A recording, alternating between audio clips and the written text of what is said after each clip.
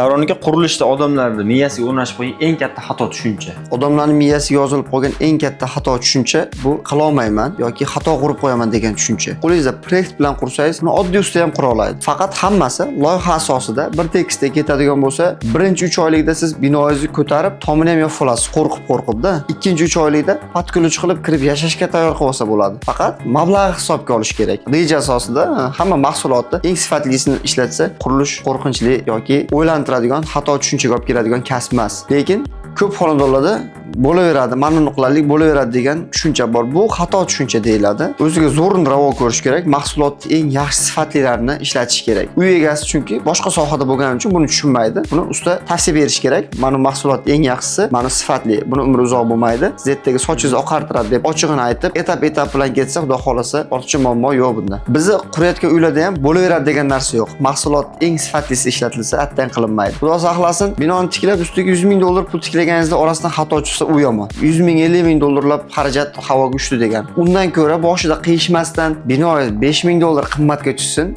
zato bosh og'riqsiz ichingiz chiqib maza qilib yashang. O'sha zo'r.